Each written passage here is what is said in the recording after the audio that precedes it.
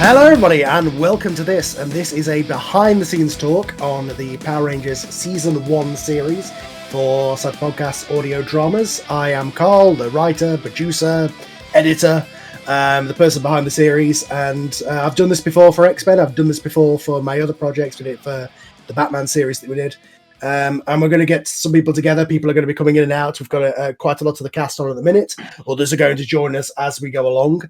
We're just going to talk about the process of bringing this. We'll sort of go through how everybody came involved, favourite parts, that kind of thing, go through episodes and things like that, and just talk about how this series came to be. So yeah, as I say, I am Carl, and I will introduce the people who are on the call with me right now. First of all, we've got Connor, who plays Billy. Heyo. We've got Garrett, who is Alpha 5 and the second narrator. I auditioned for Connor's role. I'm pretty sure I auditioned for your role too. But no, dude, you do a fantastic Billy, because he was my favorite Ranger. But yes, hello everyone. Unconventional introduction. And we have Joey, who plays Tommy. Hey guys. Rest in peace. We have Kenny, who plays Zach. Yes, sir. And we have Nick, who plays Jason. Hey, how you doing, guys? So, where did this series begin was one of the messages that I got yesterday as questions. Really, this started with, I make the shows that I want as a fan, and that goes all the way back to what I did with X-Men, was I watched the 2017 movie, and I was like, okay, this was something, and it was a step in the right direction, but there wasn't enough Power Rangers, and I missed the Japanese aesthetic, and I missed the some of the inherent silliness that made it cool. It was too far in sort of the serious YA Chronicle direction, and not enough Power Rangers because they didn't have enough budget. And I didn't like the Zords at all. Don't get me started on those. So I was like, okay, what I would really like to see would be a Power Rangers series that took the original show, which, let's be honest, you go back and watch that show, it's kind of terrible. Every good part about it is the Japanese footage, and all the other stuff is, the writing is god awful. Every week there's a new thing that you've never heard of. Oh, this is this thing. Blah blah blah. Rangers, you need to go and do this. So why have you never told us about this before? Well, because shut up. We've got 22 minutes. Now. Replay. You get a good laugh out of it, though. I think the term is so bad it's good. So yeah. I mean, it's not quite The Room, but Anyway, but we of course, obviously, we're of the generation that we have tremendous nostalgia for it, especially me, because I grew up, in the 90s. I was born in the late 80s, so I was the right demographic to get this show when it first came out. It was it was the big thing with Mighty Morphin. So I've got tremendous nostalgia. I love that the song, the suits, everything about it. Of course, other than Ron Wasserman, all the stuff I love about it is the stuff that came from the Japanese show. But I was like, okay, what would be interesting would be to take that and to bring it up to the level of like a DC or a Marvel, and make it sort of a PG-13, 12 sort of level where it's, there's some inherent silliness that you have to take, like a guy plays a flute and a dragon comes out of the ocean, like a Mechagodzilla. Like, there's some inherent silliness that you have to embrace, but it's like you have to, when you're listening to it, in this case, you have to believe the world. You have to set up the rules and stick to those rules. And that's what the old show never did. It would just do this random crazy shit every week. And it was like, okay. Whereas this, I was trying to make it much more grounded, much more like if you go back and watch the Batman animated series from the 90s, that still holds up and you can still watch that as an adult, whereas Power Rangers not necessarily so. So it was a case of I wanted to have the nostalgia and play on the nostalgia, but also bring it into today, which is something that, like, the Boom Studios comics was the thing that inspired me to do it, because I read those and I was like, holy crap, these are what Power Rangers could be if they took the 90s show, updated it, made it more modern, made it more what it could possibly be.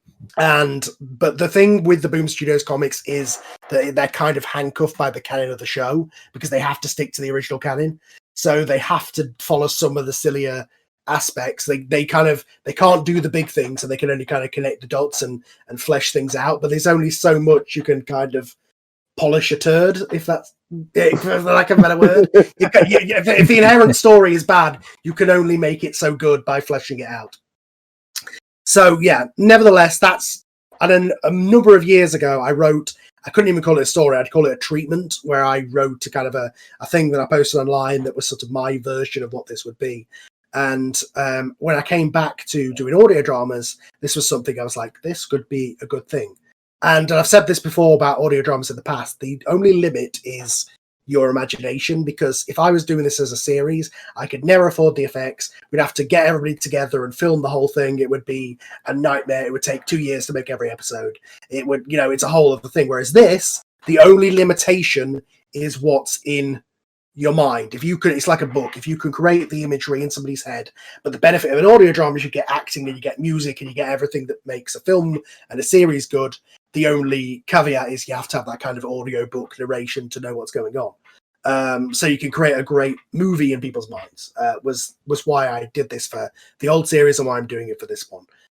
So because I can go as crazy and as fantastical as I can have Chicago getting blown up, but God knows I could not do that if I was doing it as a real film, And I know I'm using obviously a different IP, but this is kind of my version of it, and I want to both honor the original, but also bring it into what I want it to be today and make it more of kind of a teen feel. But nevertheless, I think Cat's on. Okay, I think I just figured out the sound here. There we go. Hey, first time.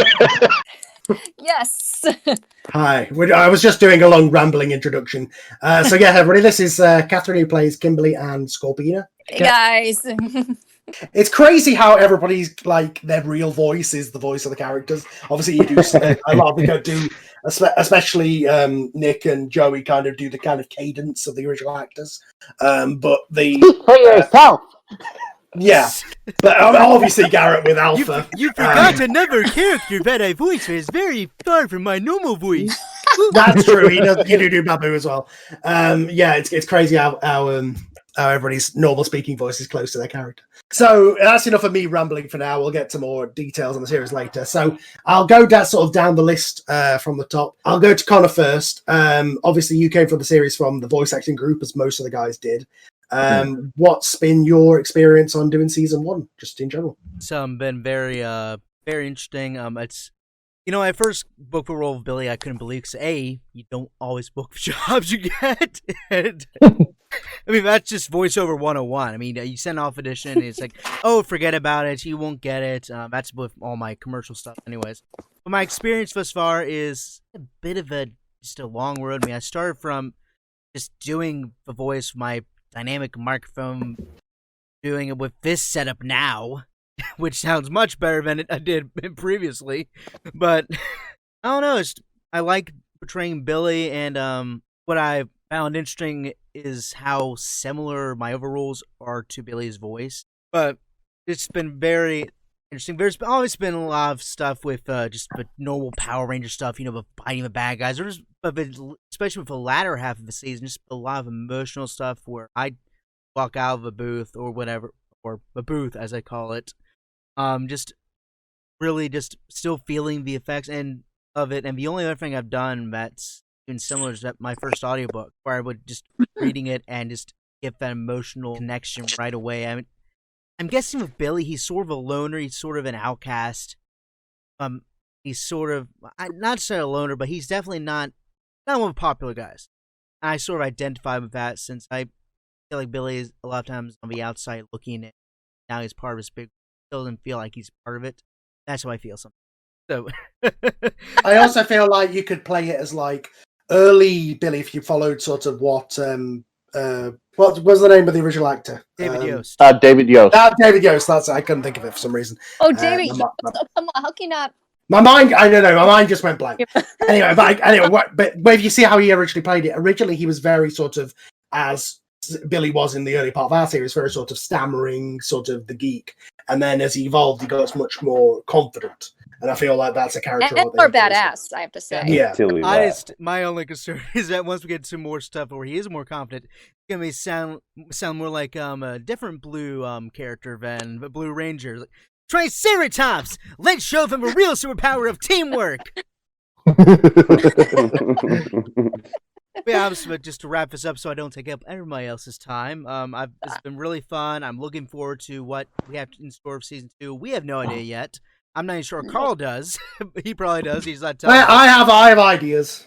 Yeah. But I'm just looking forward to doing more as Billy, as Babu, and as Bulk. You've done quite a few. Voices. You've definitely got a versatile cast. All right, so I'll go ahead and go down to Garrett then. Obviously, the story with the narration, just very quickly, obviously, originally it was Sam who did the narration for the X-Men series. And once I brought the X-Men series back, it was like, okay, this dude is working as an audio book narrator. And I was like, I can't, like, the series would take forever if I had alternated between the two and had him do both. So I said, okay, we're going to need a new narrator. We went through a couple of guest ones. Connor did an episode. We had Alex Justice, who did a couple of episodes, until finally we landed on Garrett, who was already doing Alpha 5. And I know, obviously, he probably regrets that decision because he has 1,000 lines now instead of the 10 lines he would have as Alpha. I don't regret it. I mean, I'm honored to have the role in the first place. I honestly, I wasn't sure what had happened with Sam when he was narrating. I just didn't want to ask any questions or impose, But I'm just happy to have the part. I'm only sorry that I sometimes delay the project because I've got a million other things I'm trying to do outside of this, like currently I'm engaged. I'm getting married soon. So, I mean, Congratulations, yeah. Congrats. Thank you, yeah. On Let top me of the know if wedding you're planning. singer. Yeah, what full time. So full time work and all that, but voice acting is the main ambition that I am trying to do with my life. So, but sorry. Do you have anything else you wanted to say? I was just the same question as I asked to Connor. What's been your experience on the show? Obviously, going from Alpha to then becoming the narrator later on. Right. Well, this was actually one of the. I talked to you about this just before we released the last episode. This was one of the only gigs that I got a yes from that actually stuck. Like, I had just started with voice acting. I remember it clearly. I actually stopped the job. I quit this one job that I was just getting totally disrespected at, and I sold some of my old music equipment to finally buy me a home recording studio. I got me an interface and I got me a dynamic microphone. And I started recording stuff for my YouTube channel and for auditioning just to see whatever it was I could get. And a buddy of mine had plugged you in saying, hey, this guy's doing a Power Rangers series. And I was like, absolutely. Because, I grew up with Power Rangers, of course. I'm a collector of VHS tapes. I've got quite a few Power Rangers original episodes, as well as the first Mighty Morphin movie and Turbo. So I'm obviously very familiar with the show. And then I auditioned for about 3 characters. I remember I sent it to you. I messaged to you, and then within an hour, I had auditioned 3 characters with background music and effects and all that. And Yeah, you had already put the Power Rangers theme behind it. I remember. Yeah, I just I wanted to get this down because I really wanted to be a part of this project, and I'm so glad that I did because I'm not the most interactive in our group chat when we are planning the episode and whatnot, but obviously it's cool that I get to be with so many other people that are into such interests like this. So and doing the narration, I only apologize for the fact that I've been delaying it slightly. But it took me 3 weeks to edit an episode because I was busy. Don't worry about it. Yeah, well, the other thing was that Audacity apparently had upgraded, and I couldn't figure out. I always do my EQing and compressing. They took out equalizing, and so I was like, "Well, now what am I supposed to do?" So, it was difficult figuring out what to go from there. And on top of that, I had to send you my edits raw. So you've got a ton of bloopers in there, I'm sure. But God, do not release those. I beg of you. It's all good. You you're the only one who sent me bloopers for the most part, so I can't. You don't even want to hear my bloopers. It's just a bunch of. Oh God, no! All right, so we'll go ahead and go down to. I believe Keith's joined us, who plays Zordon in the show. Hello, can you hear me? Yes, I can. Hey. Is there another British It's accent? Big Daddy Z! Hey, Jordan. It isn't. Alrighty, so yeah, we're going down then. So I'll go to Joey. Obviously, you came in a little bit later. We did cast you right from the start because I knew I was going to bring him in kind of early. Like the difference between, I think, obviously we had 12 episodes as opposed to like the 100 episodes that the original show did. Not only is that just due to volume and quality and quality over quantity, but also I wanted it to make more sense and to escalate a lot quicker, because I feel like if you keep beating the bad guys, and we'll get to this when we get to Lord's End, if you keep beating the bad guys, they completely lose their mystique. So I couldn't have them be beat week after week after week and keep doing the same goddamn plan over and over again. Oh, let's throw down another monster. Oh, well, that didn't work. Oh, let's throw down another monster. Oh, that didn't work. I wanted to avoid that formula, so we got to Tommy a lot quicker, and I introduced him obviously as a side character to Kimberly originally. So that my idea was that when everything went down, they already had a relationship. They'd already started a relationship. So that knife, as you guys quickly found out as the series went on, I sometimes like to twist that knife a little bit emotionally. So that would make it worse when it happens, rather than it being just a guy who she just met. So obviously, Joey, you came into the show, but you're one of the main parts now, or at least you were. We'll get to that. Spoiler alert. We'll see. We'll see. But yeah, Joey, same question to you. Yeah, so I guess what happened was I was on that Facebook page for voice actors, and I was scrolling through just looking for things to audition for, because that's what I had originally used as my audition source. And I come across this Power Rangers audio drama, and typically I at that point I didn't make it a habit of doing audio dramas, but this one just kind of intrigued me because I was like, how are you going to turn Power Rangers into an audio drama? So I'm not gonna lie, I pretty much knew. You what? Lots of description. Yeah. And screaming. Oh yeah. But I was just intrigued by that, and I knew exactly who I wanted to audition for. My favorite character, Tommy Oliver. But memory's a little fuzzy, but I remember sending in my audition and just crossing my fingers. And and then I got the part, and the journey that I've been on with voicing Tommy has been just so awesome. I feel honored to actually bring life to this version of Tommy Oliver, and in this incarnation of the Power Ranger story. Getting to interact with all of you, hearing how we interact in the project itself is pretty fun and awesome to hear. And it was awesome not to record my death scene. My favorite part about you coming in was you got the original nice Tommy, but then I started writing evil Tommy, and every episode you were like, "Oh god damn it! Why do I have to play him this bad?" But you played it extreme as well. But I'll say for my part with you, and I think it's the same for Nick. I heard your voice, and I was like, "Okay, there's just one character." Like you literally every inflection, everything is like literally you just are a younger Jason David Frank. Like there you go. You know, I was like, absolutely. And then I saw your picture and you were a American with long hair. I was like, well, fucking Jesus, he just is the guy. So like, yeah. We're working on getting Jason David Frank to do his usual Power Rangers cameo, because Lord knows he can't say no to an offer. That's initially what I thought. You guys said, like, "Oh, guys, I should get Jason David Frank." Yeah. Yeah, that was crazy. And I will say, if you think about the interaction, it's been great to have that kind of community on the Facebook chat. But we never record together; it's all remote. So it's like the fact that you guys have these emotional scenes, like you and Kat, or you and Nick, or somebody, like you have these emotional scenes, but you don't record together. You're just kind of reacting, and I take the best takes and mix them together and add some reverb and make it sound like you're in the same room. You know? Right? Yeah. Like actually, it's interesting. Yeah. I love my interactions. I'm sorry. Go ahead.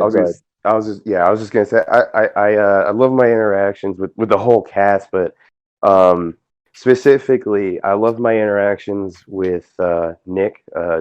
He plays Jason. For those listening, And I don't know, like just episode 10 and episode 12, like you could hear like the camaraderie, but also like the tension between the two characters at the same time, and I just thought that was really cool. That was something I decided to add because obviously you had that one episode which I kind of adapted into the Titanis episode, which was the episode where they butted heads. But I wanted to introduce that not only as sort of originally it was like the love triangle thing, and then later on it evolved from the love triangle into kind of this rivalry over who's the leader, because that was something that I felt like we didn't get because obviously they got fired.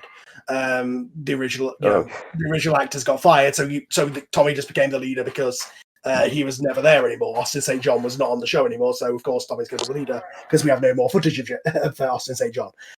So I was like, okay, I want to make that as part of the show so that literally it's like, okay, I'm the most powerful. I'm clearly, maybe I should lead. Why should you lead? Because you're the Red Ranger, and had that be a part of the show.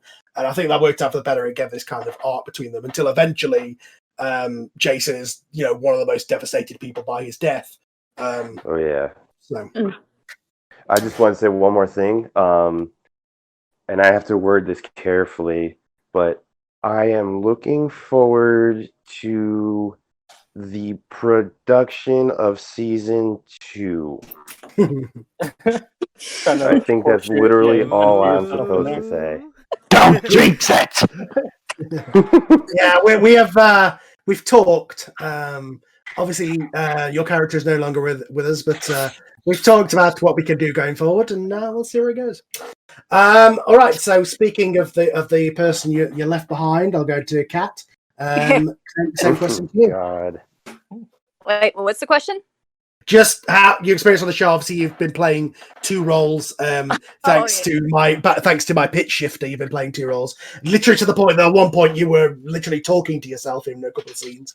But yeah, your experience on the show initially, and how you feel about it. Oh, geez. Well, I know when I first auditioned for it, I was just auditioning just for Rita and Scorpina. That was it. And then I remember doing that because I thought that's the only thing I'm going to do.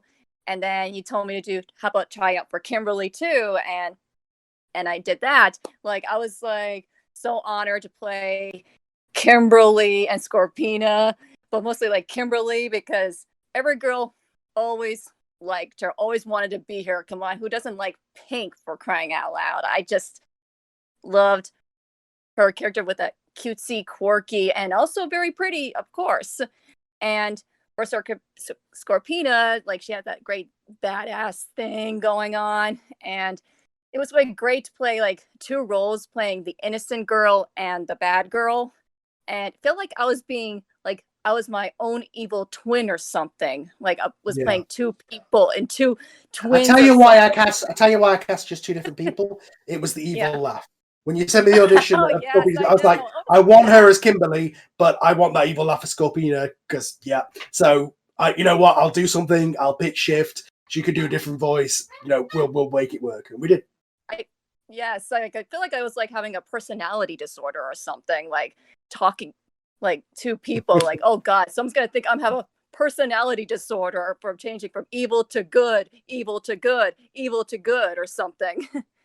And you had a love triangle going on with Tommy, with playing both 2 corners of that love triangle. Yeah, so like I'm trying to pick like if this love triangle, I go, who do I pick who? I don't know, because for my time it was always about Tommy and Kimberly in the show, in the live action show, and hard to think of Jason and Kimberly, but I'm curious like for season 2 on what's going to happen on those 2, since now Tommy is sort of dead right now. Yeah, I mean that came from there was some support for that in sort of the online fan community of like there's people who group Jason and Kim together, and I was like, I've never really thought about that, but Jason never really had a love interest. In the Boom comics he has Trini, who kind of had a thing with him, but they never really did anything with that. So I was like, okay, this would be interesting to again add another layer to that rivalry to make them rivals as much as teammates and give them that character arc towards the end. Yeah, so like it's kind of like curious like what's gonna be on that right now, like, but I don't know, like it seems like she still wants Tommy, because what's gonna happen when he comes back? So Well, Joey hopes. yeah, he's hoping. Anyway, I know. yeah. He will be. Come on, we can't have the White Ranger. We need the White Ranger. I am seriously shocked that I haven't. All my YouTube comments weren't, "What the fuck?" Like, you killed the most popular Ranger. What the hell are you doing in this show? Hey, it's different. That's cool. Version, he did actually die because I heard it's not very popular over there compared to us. Well, yeah, that was where it came from. Was the whole Green Candle saga in the original the original Sentai was he dies, and I was like, that adds so much more weight. But yeah, maybe I want to do stuff return forward, maybe I don't. But I feel like, and I could talk to this in terms of for Connor and for Chloe, and to some extent, Kenny, you guys don't get. I feel bad because I don't write as much in-depth stuff for I noticed Zach, Billy, and Tree haven't got as much good shit the last few episodes, and I know that's just because I've been focusing more on Tommy and Kimberly and Jason.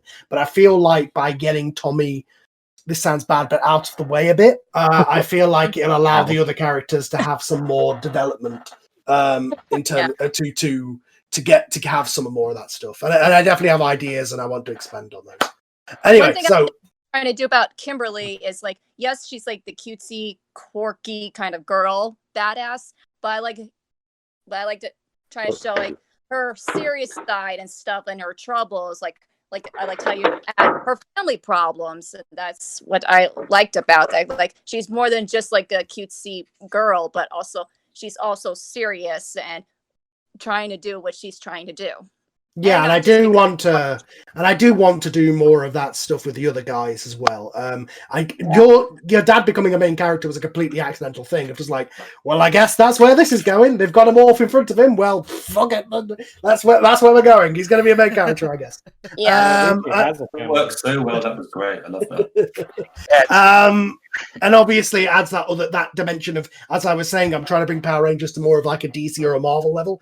It adds that level that never really was in the original show, the kind of the Spider-Man thing of having to balance your secret identity and that kind of stuff.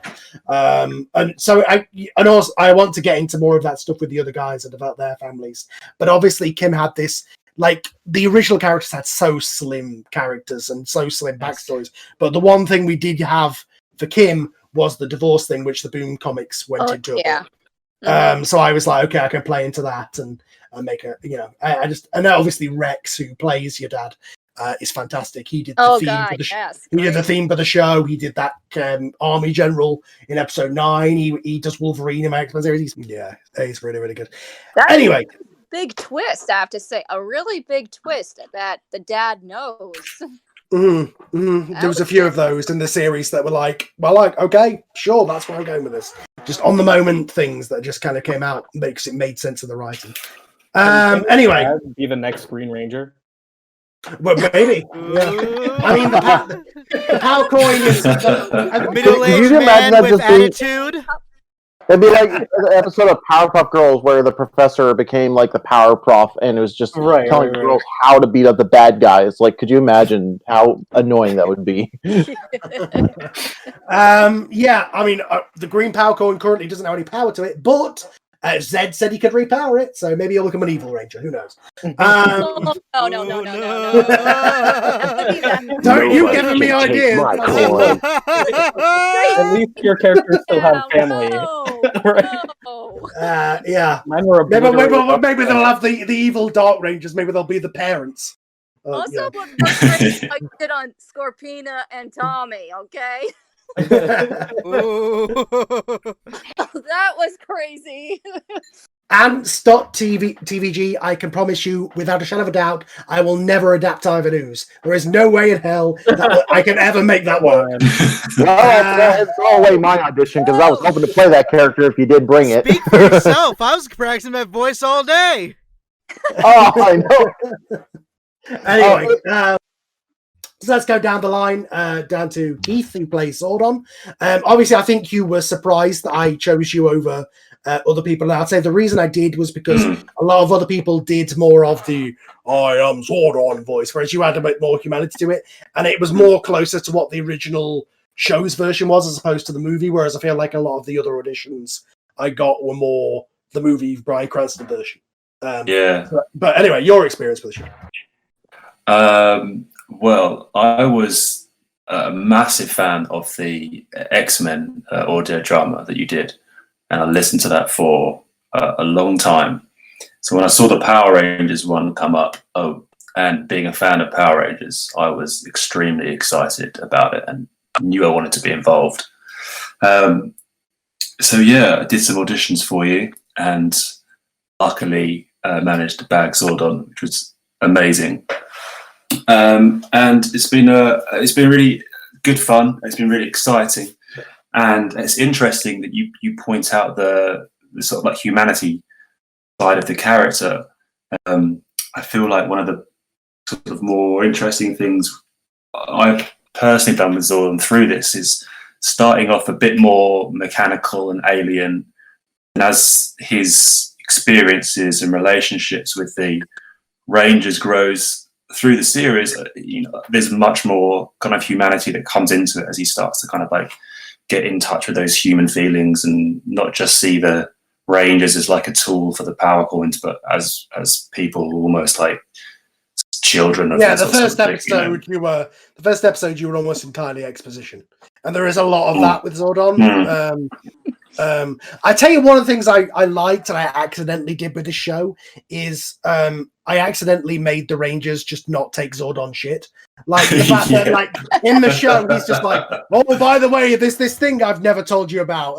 And in the series, then it's like, "Okay, yeah, sure. You had Titanus shooter didn't tell us that it was on our side. Oh, that's cool.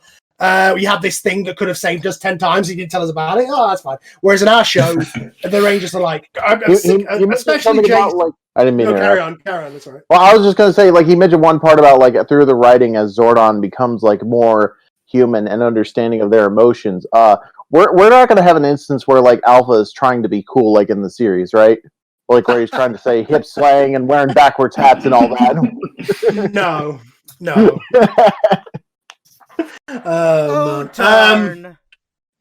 Yeah, but no, absolutely. I think that adds to it, and I've kind of this random rivalry cropped up where I had Jason especially yelling at Zordon a lot, and it's almost to the point of like he's like, "No, I'm going to tell you what we're going to do. Who's you to tell us what to do?" sort of thing. So that was kind of interesting going forward.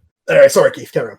Yeah, I mean, I was just saying to some of the guys at the day, just, it's such a wealth of talent on this project, and it's just a real pleasure to be involved. And, like any other kind of fan, I'm so excited to hear when another episode comes out, just to sit down and listen to it and hear all the amazing stuff that the Rangers are putting together and hear it all put together, because it always sounds incredible. I love it. Oh, thank you very much. I feel like with you, especially, you're one of the examples of somebody who listened to it and then you auditioned and you got the role, and you're great for the role, and you went full circle to where you then became Warren in the X-Men series as well. So it was like, yes, anybody who's listening, if you want to be part of the show, if you've got a decent enough mic, fucking go for it. If your voice fits, I'm always happy to have more voices. Dreams can come true. Yeah. I will say this though, it is just a hobby project. Most of these guys are working professional voice actors, and I can't thank them enough that they do this for nothing. They do this out of their own free time, and they do. We're not getting paid. Why are we expecting it to pay by the season? See, it's kind of crazy. We're calling it season 1, but really, it's been 2 years. So is it really? Wow! It's more like Power Rangers, kind of year 1 almost. Like obviously we came out at the end of 2018, but it's more kind of 2019. So I guess sort of it's Power Rangers year 1 would be this. It's been that long? Yeah, it's since end of 2018. Yeah, kind of great. Details. We're bothering them with details. Yeah. Don't worry, I hear about it in the comments a lot. Anyway, so we'll go down to Kenny next. Sorry, it's taking so long to get around to you. I'm just going by alphabetical order. You play Zach, and I've had a lot of fun writing some one-liners for you, is all I will say. So take it away. Similar to Joey, I saw it in the group on Facebook, and I don't think I'd actually auditioned for anything else on Facebook up until that point. I was just kind of there, just stalking all the posts. And I saw the post, and I was like, "Oh man, let me audition for Kimberly." And then, You did? no, I definitely didn't. But Wow, that would be weird. yeah, I was like, I saw it, and I'm like, well, my favorite Ranger has always been Tommy. And I was like, I can't play Tommy though. I don't have a voice for Tommy. So I was like, who do I have the voice for? I don't have the voice for any of them. So I was like, well, I can make Zach my own. And I made Zach my own in my audition. So I was just like, hopefully that works. And then when Carl hit me back, I was like, yeah, buddy, I'm good. I was excited. Power Rangers? Oh, it was a dream. I'm not gonna lie. Pay or no pay, I didn't care. I feel like also the whole thing with Zach is him and Trini, I didn't write their ethnicities into the original script. So that I was never like, and part of that was because there is the whole thing of the Black Ranger is the black guy and that kind of thing. I didn't want to necessarily do that. But then obviously you were so close to the original Zach, I was like, absolutely, or you gave it your own voice. And especially, I think my favorite stuff is the one-liners, but then also episode 2 when you were going down the Mastodon and all that kind of stuff where you're like running and yelling how you cold you are and all that kind of stuff. That was when I was like, yes, just yes. It's so fun, man. It's so fun. All right, so last but not least, we have the leader of the Power Rangers, Nick, who was one of the first ones. I absolutely was like, oh my god, yes, because he sent in auditions for Jason and Billy, but the voice was just so perfect and so commanding. And I would have to say, all of these guys, but you, Nick, especially, when I send the lines and you send them in back, you add something so much extra to each line that I'm like, holy shit, that's better than I even like. Wow. So same question as I did get to everybody else. Oh geez. Well, thank you. Yeah, no, same as everybody else. I found it on the Facebook thing. I usually don't put much stock into any of those auditions. And at the time I was, I wasn't working any other jobs. I was just doing voiceover and doing kind of like what Kenny does. I was doing like audiobooks, e-learning type stuff. And then I just needed something that would like break up that monotony because that's very like robotic. And then I spotted Power Rangers and I was like, it was like a huge thing for me back in the day because, as like you said, like I was born in the late 80s. It came out when I was a kid, like the original. And I used to be in like the backyard in my like Halloween costume of Jason, like playing with my friends. And he's always just been like this like strong figure point since I was little. It was like he was this like tough guy, but he didn't like use his strength to like intimidate people. It was more of like he taught everybody martial arts that was around. He helped Billy out. But then when I did the audition, it was just, I was trying to convey something towards what he sounded like, but then, add a little bit of myself to it. Cause I feel like, like imitation is flattery, but you got to make it your own as well. Yeah, I mean, and so far, like this whole thing has been just like this roller coaster of emotions because of everything you write. Like you really have delve deep into like me, Tommy, Kimberly, and just having every time seeing a script just being like, oh my god, because it's like I don't think I've been challenged on other things as much as I have been on this, just with like the devastation because you went from like me and Kimberly having this relationship to Tommy being there, and it was kind of like a normal high schooler thing, like, oh man, like this girl I like some other dude. And then it turned into he like stabs me at the command center, and I fall down dying, and it's like a lot of recording of like screams and follies. But yeah, man, the title for the last episode could be Jason's Bad Day. I know. For the last two like, when I read about his family, I literally was like tearing up because I was like, that is the worst. Like, where do you go from there? But yeah, I mean, I definitely gotta say the cast has been like phenomenal. Like it's just like you said, we don't record in the same spot, but when I hear the final product, it's just like it's how I envisioned it. Like when I'm talking, doing my lines, I can hear everybody because we've done a few episodes and we do talk online. So I kind of do know reaction wise. But I gotta say, like, out of everyone with the interactions, like I love Zach. Like Kenny, you kill it. Like you, as much as you don't sound like the original actor, it's just like you made it so much your own. I'm jealous, and it's just so much fun to hear you say anything. Thank you, man. Yeah, no problem. And you know, I feel like with something like this, it's just fun to be a part of something that was part of your life, you know. And now you can kind of have that ownership of it, but it's still out there. So I just want to thank you for bringing me onto the project. I was scared. I was like, no way I'm gonna be in this thing. But yeah, I mean, everybody's great, and I'm loving it. So I'm hoping season 2, you know, we can bring the same energy and you know, just keep progressing. Yeah, I mean, in terms of the show, I love how good you guys are, and like the fact that you guys are doing it off your own back and it's just for the fun of doing it makes it that much better.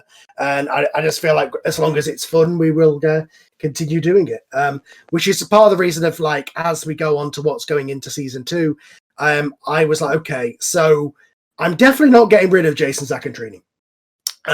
So I'm not going to follow that whole thing. So what can I do to keep them on board, but also bring in some new characters? Okay, what if there's a second team of Rangers? The original series never adapted Die Ranger. So what if I had those be a completely separate team, which are the second Mighty Morphin guys? And I can officially say now that those characters will be Adam, Rocky, Aisha, and Catherine. There'll be a new character as well, which I won't reveal, but those 4 characters will be the Thunder Rangers. They will have the power coins of the Thunder Zords, basically. So that will be where we're going in season 2. Thunder Rangers. Yeah. Oh! Oh God. Yes. And obviously the character Master Kaku, who Rex played the last one, is the mentor from the Sentai show. So that, because I just like in my head, I think it could be other characters, because people will ask me whether that's Ninja or whether that's other characters, and I was like, okay, maybe it could be. That's why I had him say, you know, I have many names, because it could be any of those characters. But for now, I just want him to be this sort of mental character to bring in this new team, and we'll see where it goes from there. All right, so let's sort of move on here. Let's talk about the show as it went on in general. When I first started this, it was a case of, I know I can do it from X-Men, but will it pick up the same amount of traction? And I feel like it did. I feel like the audience have found it. Obviously, you guys have been incredibly supportive, and a lot of the reviews that I get on YouTube and on iTunes are absolutely flattering. Some of the stuff you say. To me, I'm just doing what I want to see as a fan, and I'm just taking the stuff that I would want to see if I saw a modern sort of version of Power Rangers, what I would want it to be. So I'm taking the best bits of the original, I'm taking the best bits of the Sentai, I'm taking the best bits of the more modern stuff with the Boom comics, and just mixing them together to make my own version, which is kind of what I did with X-Men, especially in the earlier stuff, to add this sort of teen drama sort of element to it, but also keep it to its core. A lot of that also comes from adapting the concept to, and a lot of the stuff that added a lot of the lore that was missing from the original show was adding almost Zoo Ranger, sorry, as the sort of, that's the history. So those characters existed and they were the ancient Rangers back in the day, and now these guys have found the coin, so it gives it this history. Having Rita be Rita Bandora is not just because I don't want her to have a silly name like Repulsa. It's also, it kind of gives that sort of nod to the crossover. And like things like Lord Zed, I haven't specifically stated that his staff has a big Z on it, because like, of course, in all the images, that's what he's got, because I'm using the Boom Comics images and stuff like that. But that's not necessarily the case, because as much as you have to embrace the inherent silliness of this, maybe that's a bit too silly that this alien's got, you know, his name's Lord Zed and he has a giant Z on his head and he has a giant Z staff. So he has a symbol on the staff, and if you want to imagine it as a Z, you can. If you want to imagine it as something else, I'm not going to state exactly what it is. And I feel like a lot of the stuff that I've done I was like, okay, so what would make this make sense? What would be the thing that makes so we can do the stuff that they give in the show, but explain it more, make more verisimilitude is the word, where you're absolutely, when you watch a Superman movie, you believe a man can fly. And I want the same thing when you want this to Power Rangers. I want it to where you can believe that this is, you can get invested in the story, even you forget the inherent silliness of it. And sometimes that's hanging a lampshade on it. Sometimes that's having Billy be sort of the Cisco of the show, which is, if you've seen the Flash series, is essentially what I've had Billy be, where he's the guy who names all the Zords but they've got the Japanese names as like their real names. So the silliness comes from the fact that these are the teenagers and they're calling it the Megazord and that kind of stuff. And I feel like that's a nice compromise where you get the best of both worlds. I'm going to make the next sword a Blue Devil. Okay. That's fair enough. The Kitty, obviously, with Trini, obviously came from the Boom comics. That was just something that was too good not to adapt. That one of the Rangers kind of gave them a pet name, which makes it kind of worse towards the end when everything goes down. All right, so I'm going to go backwards this time of the panel. So I'm going to start with Nick. What would be your favorite episode of season 1? Favorite episode. Wow. I as cruel as it is, I would say the first of the two-parter, probably, just because we go in to this impossible situation and we're like super all about it. And we're like, yeah, we're gonna do it.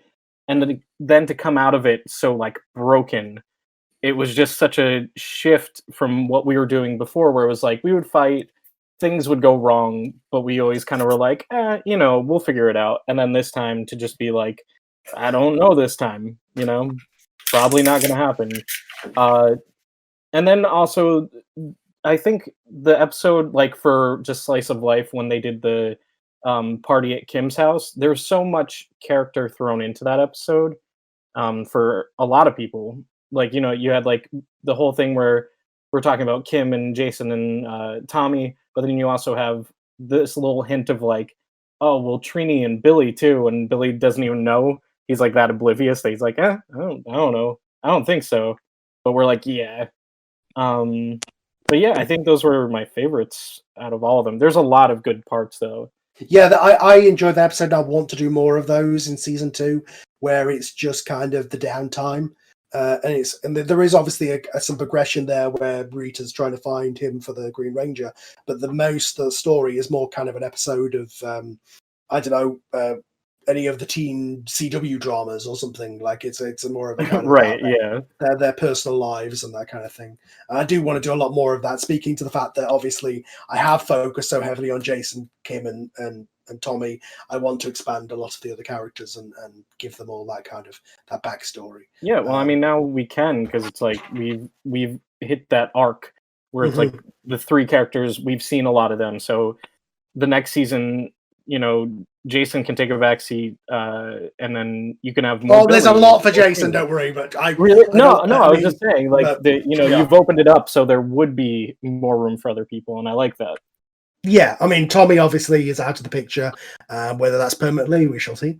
And obviously, and I feel like Kimberly. I called you by your name. It doesn't help that it's also another Pink Ranger called Kat who we're going to be introducing. That's going to get very confusing. But nevertheless, with Kimberly and Jason, I feel like those two, especially Jason, are going to be very traumatized for a little while. Oh yeah. Because the last 2 episodes, especially, like literally Jason lost his whole world and the only thing he had left was the Rangers, and he said to them, I can't lose anybody else. And then Tommy dies. And I knew that I was going to kill Tommy when I wrote that scene. So it gives that part of that, oh God, when you listen to it back. Yeah. No, I want to see Kimberly take leadership. I want there to be just Jason's like broken and she's like, I'm gonna step up, because it would be cool to see her lead for a little bit, Yeah, and obviously she has the whole thing where she has so much drama going on with her family. Her mother's an alcoholic. Her dad knows she's a ranger and she's disobeyed him to go into this fight. Her ex-boyfriend just died. and without them ever really becoming a huge thing. You know, there's a lot of drama there to explore, and it'll be interesting going forward. So yeah, I'll go to Kay next. What's your favorite episode of the show so far?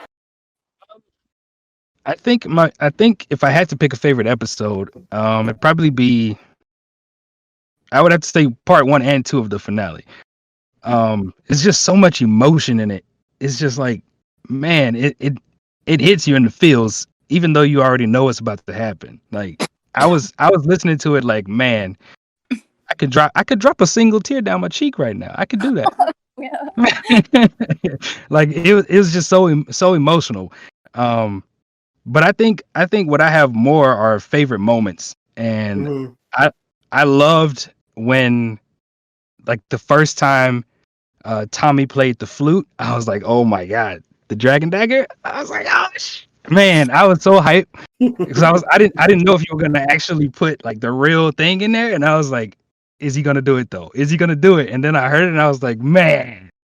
Oh, and true to the show, I made sure that his mouth visor went back because I'm doing it, but I'm going to make it as real as possible. and then my other favorite part, it was finding the Zords, because I liked pretending like I was in the ice. That was crazy because I was like, I had to imagine it in my head because my booth was so hot.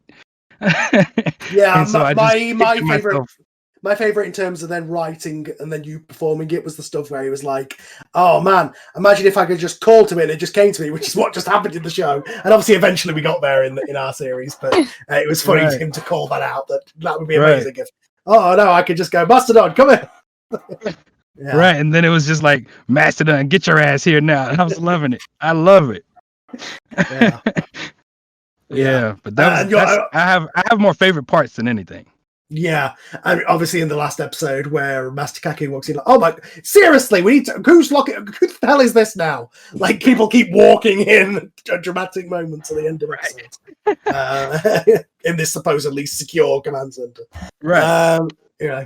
But of course, the old thing about the command center is you can't enter it without a PAL coin. Well, they've got several. All right. So, Keith, do you have any favorite episodes or favorite moments, anything like that?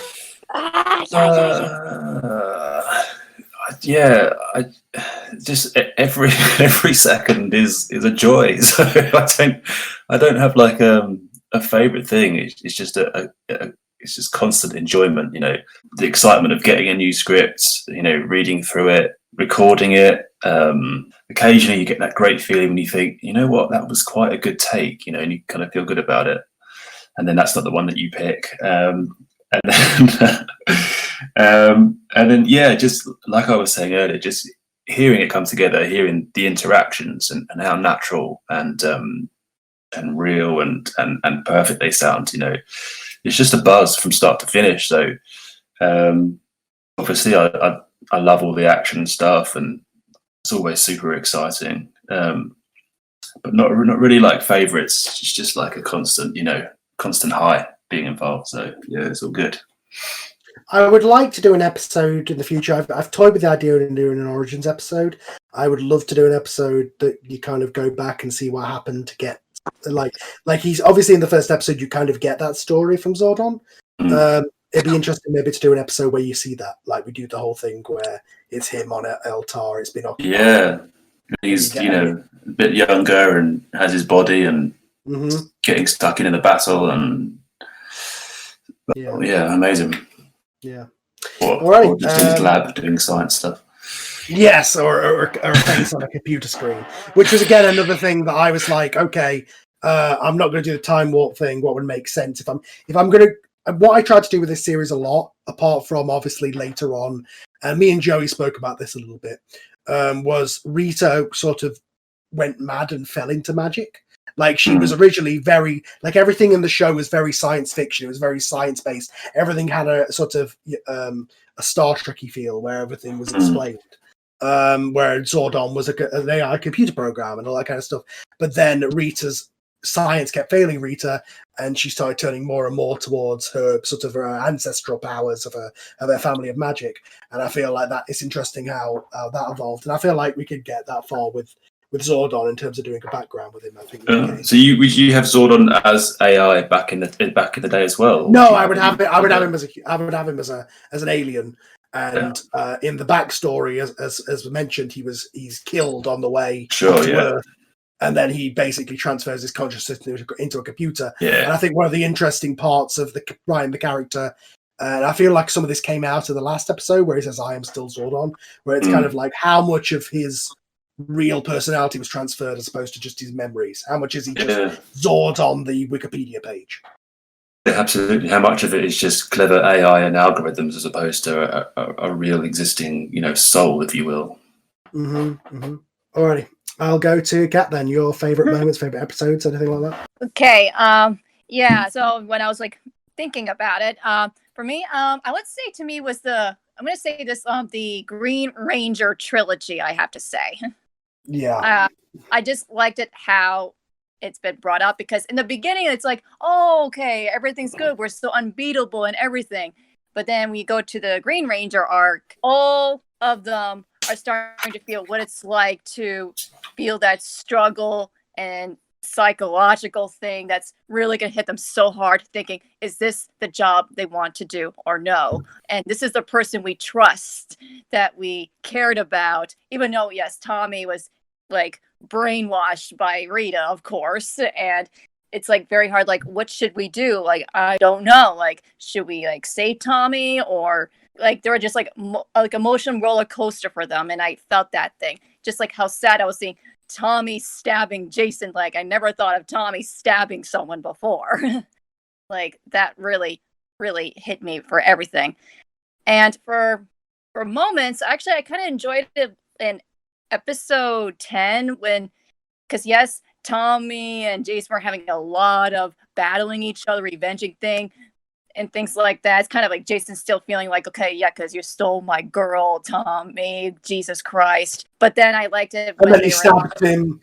Stabbed him, yes. And so it's like a lot of emotional stuff for them to take in, of course. But I liked it how they were in Mars, just Tommy and Jason.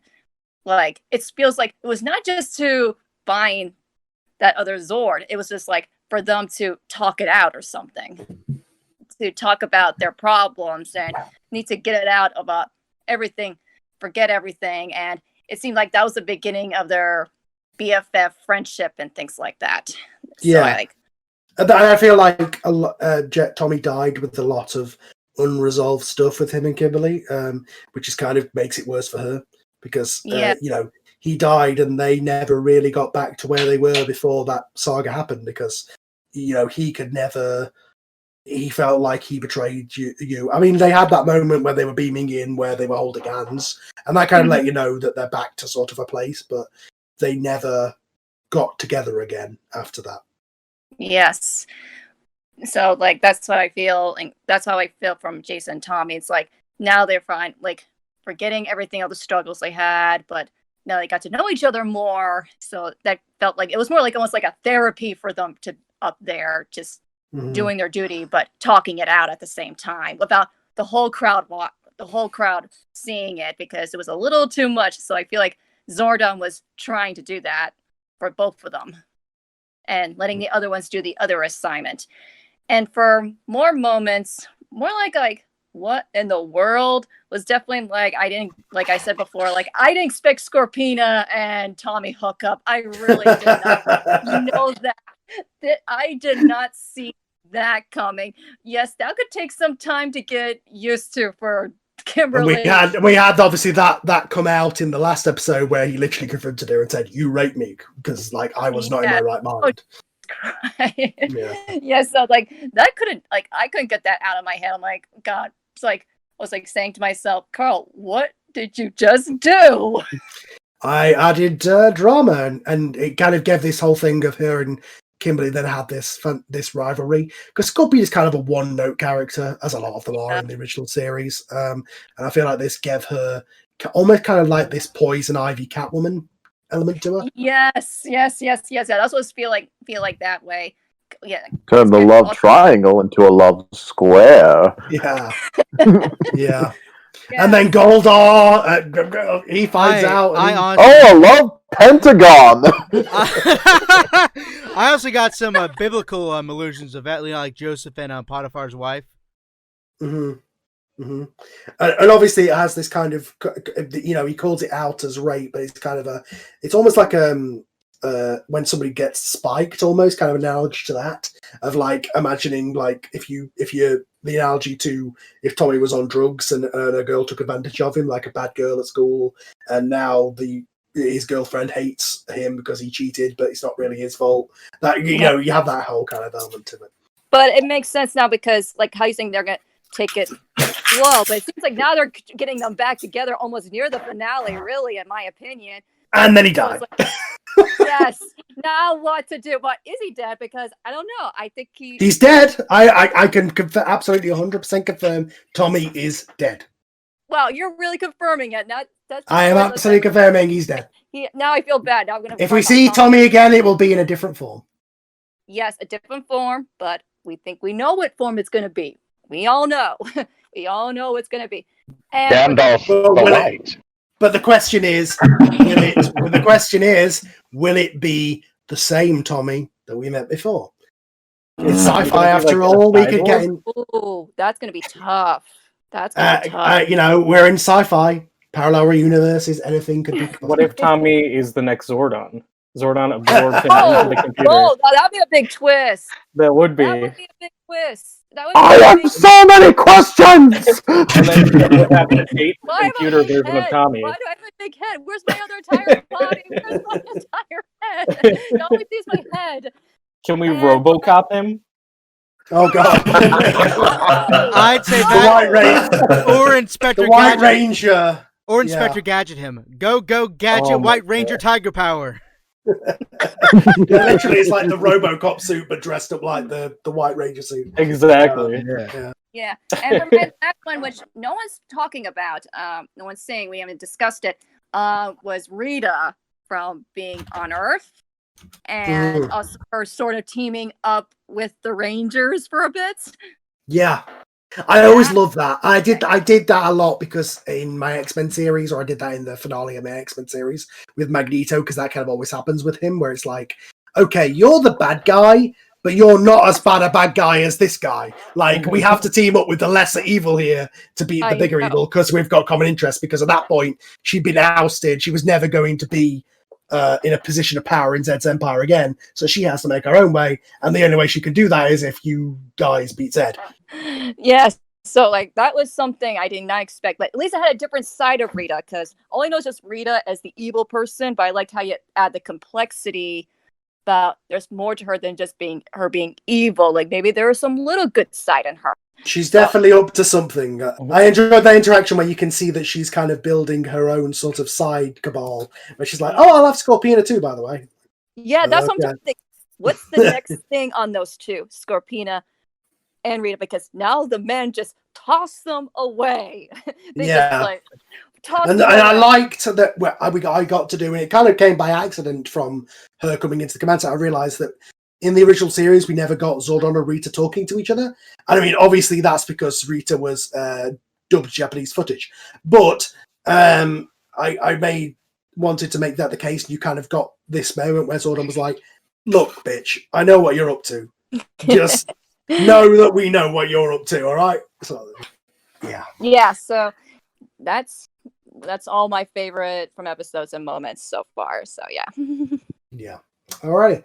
Okay, I'll go to Garrett then. What about you? Favorite moments, episodes, anything like that? So, Kat kind of took my answer about the Dragon Trilogy being my favorite, actually, because I think it happened early enough in the season to where I feel like people understood that this wasn't going to be just the same formula of fighting a big monster in the city and all that. You know, this was going to be something different.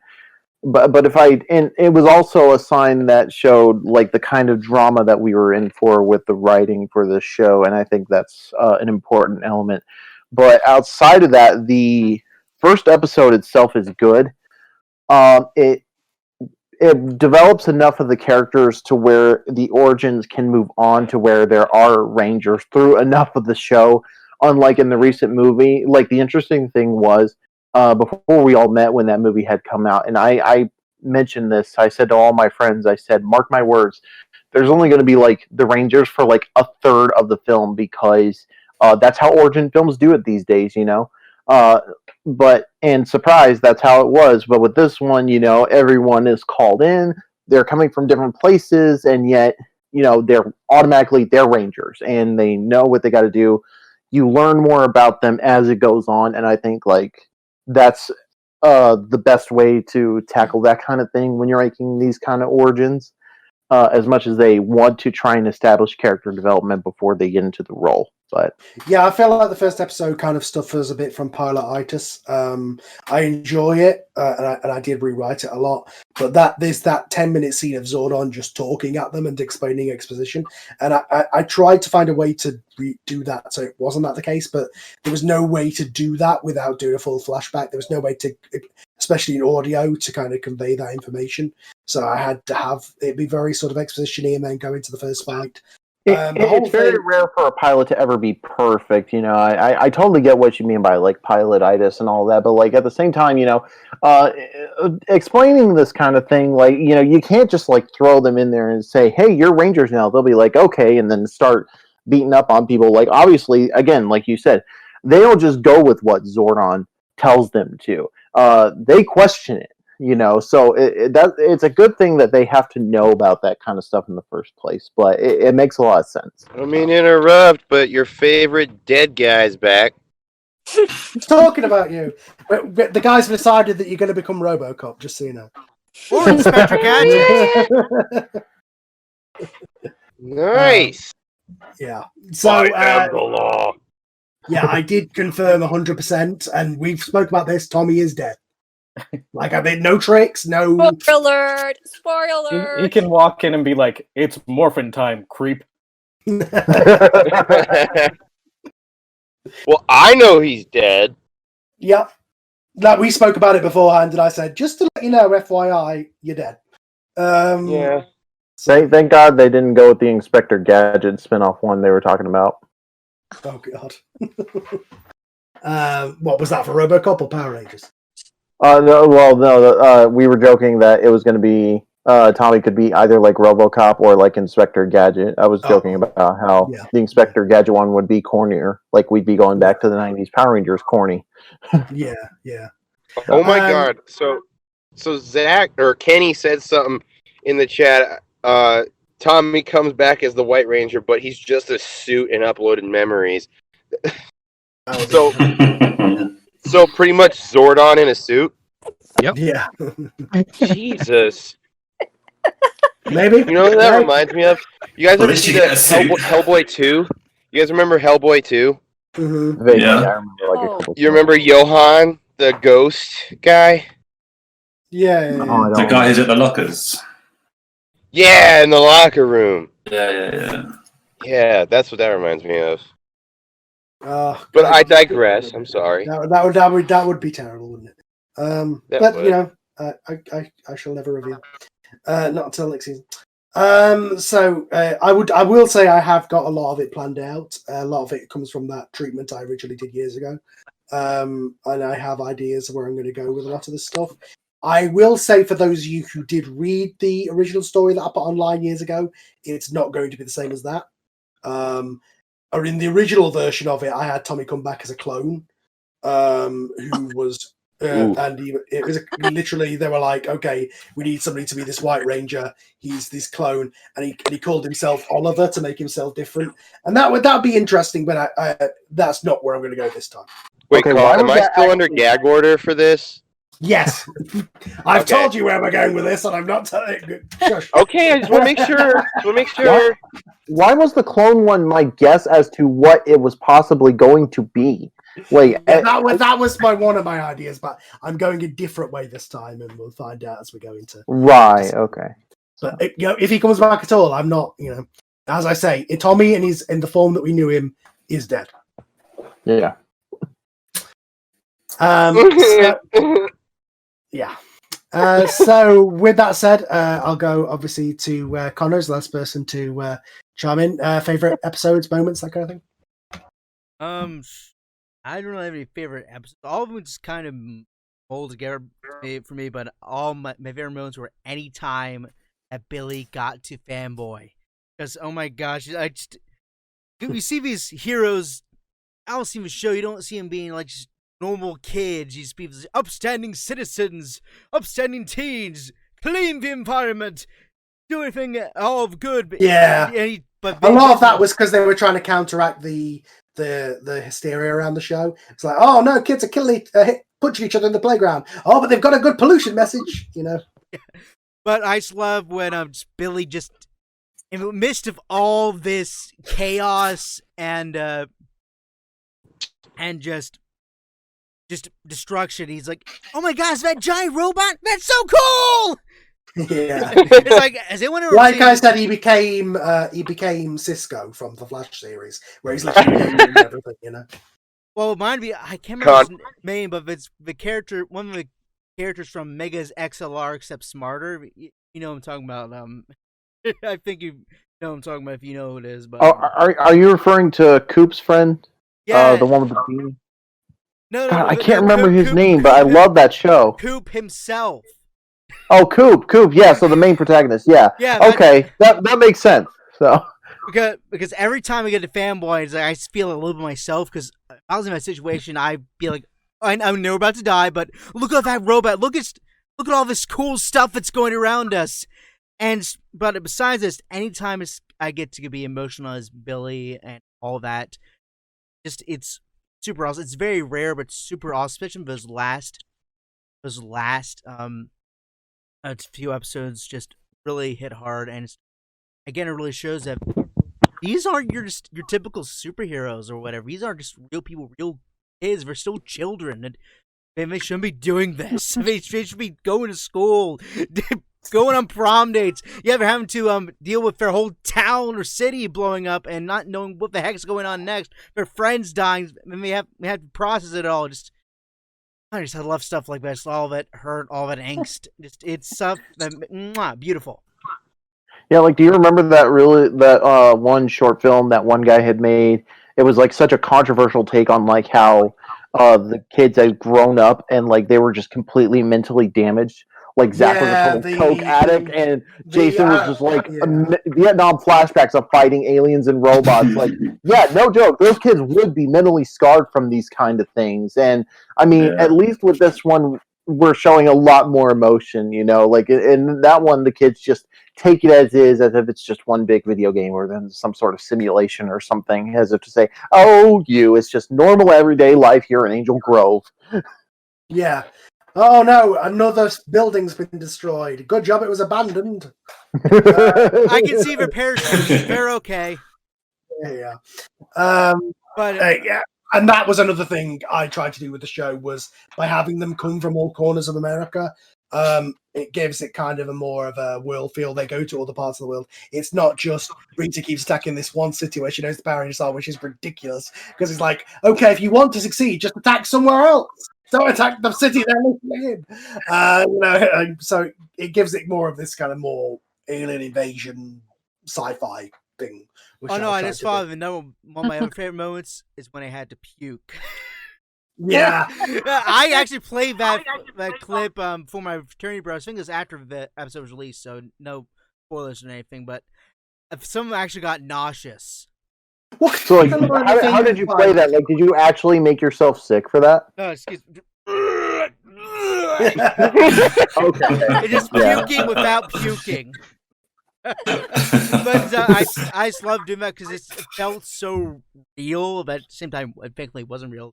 Otherwise, I'd have to clean this thing after that. But it's just... If you had to send like 20 actual takes, would that be the literal definition of a gag reel? I actually did send him a reel. I sent him a reel. I should have called it a gag reel or just a puke reel. Garrett, you need to go to jail for that pun. I've got a ton more dad jokes, Joey. Do not get me started. But for me, it's, I guess, moments that were... I guess some of the moments where Billy gets to be a fanboy, I just love that because I'm a fanboy. I think we're all fanboys and fangirls. And Connor, you remember when you were like, "Hush, cow! That was yes, my absolute I favorite remember Billy that. moment. So I love joking about it because fun fact, I'm actually studying to be in worship leadership. So I joked him a joke is like, remember what your voice actor is studying to be. Is that like sort of a Christianity? Yeah. I'm studying to be a music and worship in a church Okay. church setting. So yeah, it's like remember what your voice actor is studying to be.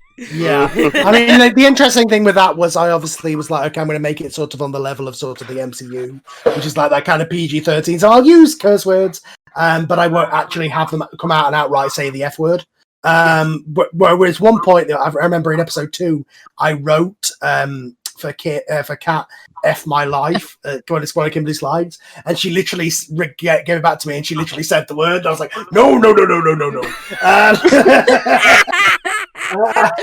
Which is why we changed it to "screw your life" in the retakes. But yeah, that moment of a puking and it's the emotional moments. I love doing all that type of stuff. Even when I just do my own writing, I like adding that stuff in because I love playing it. I love reading about it because these guys. I think if I had a favorite episode, it would have to be a Billy focus episode. Cliche, but I got a lot of material out of that, and I feel like that really helped develop Billy as a character, and again, showed him as a kid rather than just these adults who happen to go to high school. Episode 4 was fun just to kind of do that sort of stuff. And a fun fact, I liked that. I enjoyed obviously what comes with making this more of a kind of a sci-fi thing. Was that you start to think, okay, I'm going to do the thing that the show did, but how do I explain it and make it have some sort of groundedness to it? That's why I came up with the whole thing of like, okay, the Rangers in the show are just like, I know how to pilot these swords, and everybody's like, oh, okay, I guess I do. It just kind of because we've got 20 minutes and screw it. Whereas in this, I was like, okay, this kind of thing where the power coin is almost like a symbiote that's sort of giving them the information. So it's sort of they're a host to the power, and the power like kind of it's their body and they're doing it, but this thing is automatically uploaded the knowledge that they need as they need it, sort of thing. Which was how I kind of got to terms on how they just know how to use everything, because I didn't want a whole episode of Zach crashing the Mastodon into a skyscraper. Oh my god, my bad. As he's trying to learn to drive. So I would have loved that episode, especially if Billy was at the helm. We need the Megazord. How do we do that? Oh, I think it's this button. God, no, that's not that button. Does anyone have a Megazord license? Where did you learn to drive a Megazord? Yeah, that's one of the things I liked about the last episode as well, that we kind of got to hear them all sort of have roles in the cockpit, because in the show it's like, okay, who's driving what, like who's doing what. So it was almost kind of like a starship where there was like the hell. Yeah, I was about to say, it reminded me of Star Trek and all that. Yeah, there was like somebody was on the power and somebody was on the weapons, and so it kind of makes it make more sense rather than like, oh, I'm controlling one leg. Well, that would be really clumsy to do it that way. No. Anyway, all right. So as we wrap it up here, we're going to start looking towards season 2. And as I say, obviously, the Thunder Rangers, as I said earlier, will be an adaptation of Die Ranger. They're going to be in those suits, and it will be Rocky, Adam, Aisha, and Kat, and one character I won't release yet, because it's kind of spoilery. They will be the new Ranger. What, Carl, have me and you talked about this secret character? We have. Okay, I won't say anything else. Yeah. It's not Tommy, don't worry. But no. But yeah, they're going to be this whole new team, and it's going to be interesting. As much as we can expand the original characters, we've got these new characters as well. Obviously, Zed is going to be back. What the hell is Rita doing? Going off on a whole thing. We've got all these kind of dangling threads about where we're going to go. So the last thing I will ask everybody who is with us is, where do you want it to go? Where do you hope it's going to go? And before we go to that, we skipped Chloe. Yeah, I know Chloe's been on the call, but I don't think she's been on voice. I think you guys missed me too with another subject. Hi, this is Chloe. Everybody who plays Trini. I didn't think you were coming on the voice chat, so that's why I didn't. throw to you. I just never had a moment that I wanted to. I was like, oh, there's so much going on. I didn't want to interrupt. It's all good. Well, before we get to that, then, how about I ask you the same questions as the other guys? What's been your experience on the show, and what's your favorite episodes or moments?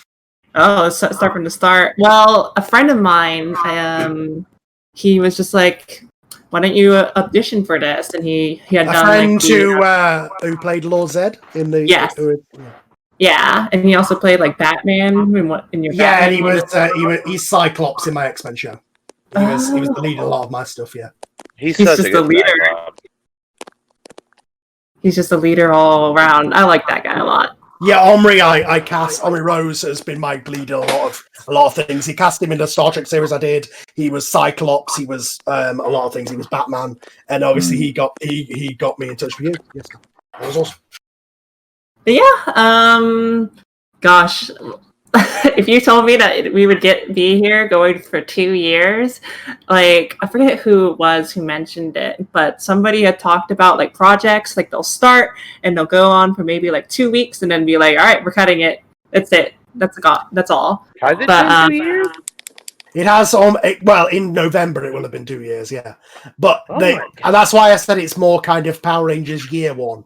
If you count it as 2019 into 2020, if you cut off. Okay. So a lot of that's been delays, obviously, because we've had months without episodes and a couple of months where things didn't come out all the time. But we've tried to keep it as monthly as much as possible. Anyway, sorry, Chloe, go on. No, don't worry about it. More than a year is still a lot. So I'm very excited. That was great. And as for favorite moments, I don't know why I love finding Rita. What was she working at again? She was like at an office building. Yeah. I don't know why I love that moment so much, but it really just sticks out to me. I'm just, what is she doing? She's like, what are you going to do? Morph and throw her over the balcony? Like, what's the plan? We But need yeah. girls of all three. Seriously, the Rita, Trini, and Kimberly duo, and Scorpina. Forgot about that.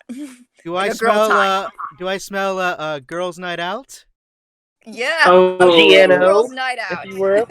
That would be extremely awkward considering the Tommy situation. I'm such a big factor in everything. I know, why is Tommy so important? Okay, I just heard about Rita and I've heard Disguise working in an office job. Why do I imagine her replacing Pam in The Office? Oh. No, she's Phyllis. She's Phyllis.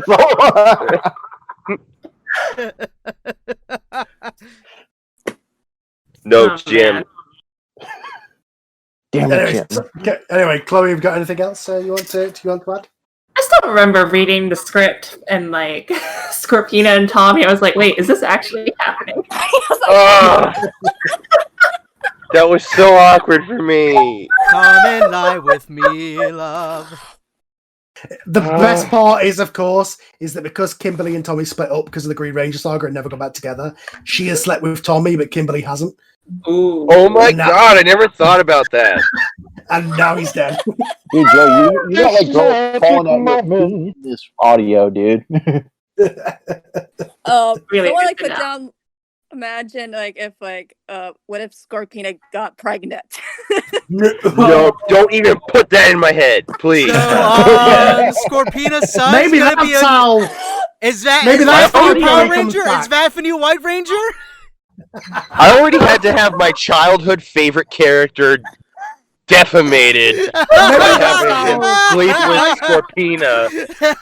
Yeah, that's how, Okay. that's how Tommy comes back. It's like Cable. He goes into the future and comes back and as an older guy.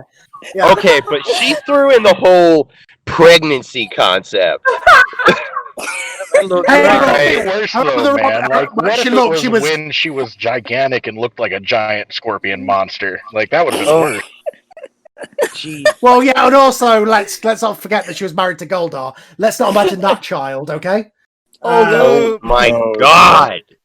Power Rangers: Sure, I The kicked Next that child off of Generation, my property. featuring the Say hello love to your child baby, of Tommy beautiful and Scorpina blue and Gordar Scorpina.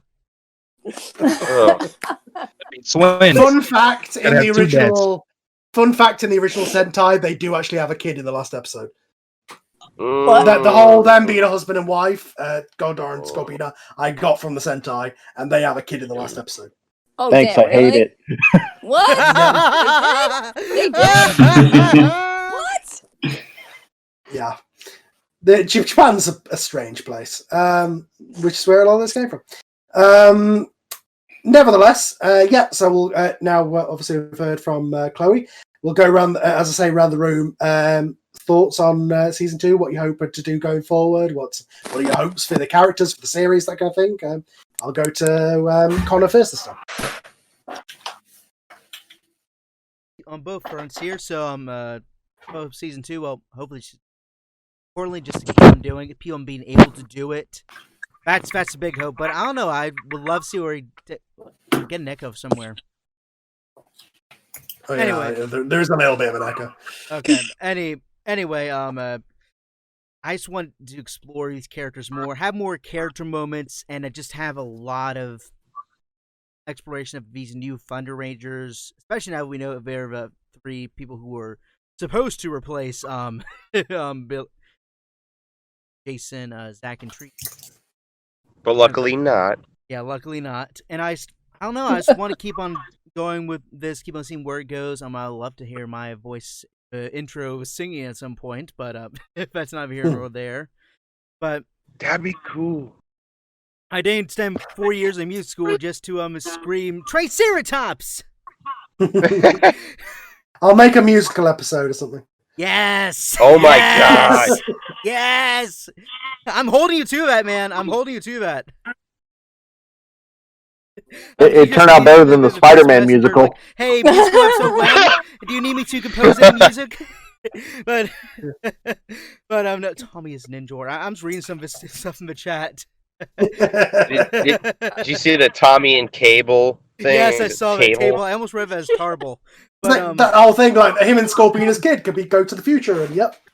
But I would love to see where this goes. I'm figuring out as much as everyone else is figuring out. At the time when fans figure something out, at the same time, and it's a bizarre thing. I've never been in something that actually had. I feel like this kind of does. So But anyway, yeah, surprisingly, I thought that this would get 2 downloads. I'm not gonna lie. But no, it's a lot, and I like to see this thing grow, and I love to see where you take it. I mean, I think it's going to diverge a lot from. Definitely, it is now. I feel like we've been following the pattern of the original show, kind of so far.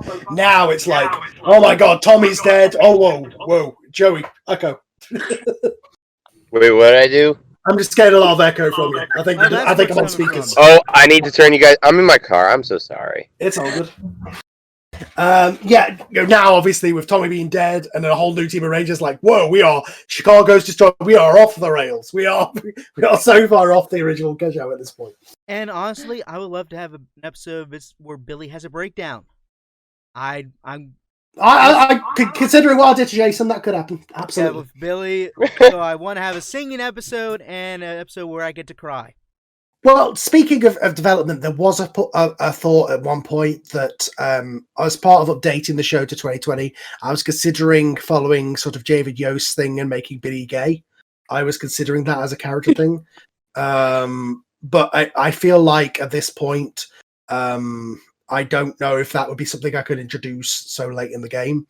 And I feel like maybe one of the new characters might be somebody to do that with, just to give a new perspective to the team. Really. Yeah, I feel like it'd be better to have one of the new facts. It is a bit late. We already been hinting at Brinny and Billy, and I would love to actually see that blossom a bit more. Oh gosh, date night with the Rangers, that would be an interesting. And like speed dating. Kimberly would just be with a picture of Tommy. Yeah. It's going to take a while. It's going to take a while for her to get over that. Okay, Chloe, you spoke last time, so I'll go to you. What about you? What are your hopes for season 2? Sorry, did you say me or who did you say? Yes. You go ahead. Sorry, I wasn't sure if I heard Joey or. Okay. What are my hopes? Goodness. More lines. No. I'm sorry. I'm sorry. There are some episodes where you and Billy don't get many lines, and I feel so bad. Speaking of Billy, I guess I do have to say, I just want to see more. I think my favorite one was Trilly. That's just a cute name. There was some hints of that in the show in the start of season 2, and then she got fired. Yeah, so. Well, that's just show politics. Hopefully, I don't get fired. No, I don't know what it looks like. I've introduced a whole other team now. You're fine. Yeah. Otherwise, I'm just really blanking. Maybe that's why I'm doing the voice over and not the writing. Yeah, that's true. That is true. Garrett, what about you? A day in the life of Alpha 5. Just like a day where he spends guarding the command center, going around his business, doing his daily duties. Maybe he spends a day cleaning down the base. No, not really. Alpha Zog, Stardate 2020. I have finished reorganizing all the Zord remnants, and now I have rebooted Zordon several times. You make Zordon sound like an old man in a convenient home. Didn't they have an But the singing episode actually it popped into my mind of having the Power Rangers be like a barbershop quintet. Like they just wear straw hats on top of their helmets. Okay. Carl, are you writing this down? So for 3 things I want now, musical episode, Billy Breakdown, and Barbershop Quintet Rangers. For this to work in our series, it would have to be some sort of acid trip or something. What have I wrought? If it was an acid trip, Tommy would have to pop in. Yes! But if I am going to be serious, someone in the chat had mentioned Power Rangers Audio Universe, and to be honest, earlier when the question had first come up, that was actually partly what I was thinking of. There being like a multiverse theory, like we're having the Thunder Rangers coming in season 2 and all that. But like, could you imagine if we had figured out some way to have the Rangers travel interdimensionally to where they meet like the Time Force team, the Wild Force team? Just gonna say Storm, Time Force, that sort of thing. Yeah. Time Force and Ninja Storm were probably my 2 personal favorite generations next to Mighty Morphin. I think, was it Lost Galaxy or Lost in Space? They did the Ninja Turtles crossover when Ninja Turtles Next Mutation was a thing. Lost in Space. Oh, yeah. Lost in Space. Okay, Yeah. yeah. So, and if we do a Ninja Turtles crossover, I call dibs on Leo. I'll take Raph. My only thing with that would be, not only would it be huge, it would also, with a lot of people, it would also be, I'd just end up doing Shattered Grid. Which So, I'm trying to stay away from just doing what. Before we get too much, who does Ben Schwartz voice in a TMNT cartoon? Leo. Oh dang it! Somebody call Leo. I was gonna voice him. Use my Sonic voice if we did that crossover. Wait, Ben Schwartz voice? Are we talking about like the '80s cartoon? We were talking about in some cartoon. It might have been Rise of TMNT. It might have been the 2012 one. I cannot remember which one it was, but he voices Leo. He voices some turtle. It's Rise of TMNT. It probably is. I can't remember. He has a the voice of Leo is Cam something. That should be on the IMDb. Cam Clark. Voice some Cam turtle. Clark, that's right. And the funniest thing about that is that, like, I follow a lot of voice actors in, like, the really interesting roles. Did you know Cam Clark sang for Simba in Lion King 2, Simba's Pride? No. I'm not joking. He filled in for Matthew Broderick. I guess he was busy with the producers or something. I don't know. Yeah, same as like in the original movie, most of Be Prepared is sung by the guy who plays Winnie the Pooh. Yeah, so like Jeremy Irons sang up until for like 2/3 of the song, and then Jim Cummings came in to fill in for him because he was playing Ed in The Lion King in the first one. Yeah. So, but well, we're not talking Disney. We're talking Power Rangers, and that basically, I'd like to be there. Sorry, the one and only nerd thing that isn't owned by Disney these days, but. Yeah, just one thing, Disney. Have mercy on us. But a multiverse theory, I think, would be very interesting. That way, kind of like how they had like those big crossovers with all the Red Rangers getting together. Something of that effect, I think, would be very interesting for this audio. Like, have a big, maybe 5-part saga of that sort of thing. Just like maybe like the a side idea is story. out there of the fact that Zed is sort of Thanos. He's collecting all the powers, so we don't know which powers he's got. Zordon the last episode did call out that he's got the Zeo crystal. So maybe like one of the stones is hidden within the Power Ranger coins. That'd be interesting. Joey, I'll go to you next. Well, I'd say your host season 2. I'd imagine your hopes are that you have some role to do. Yeah, okay.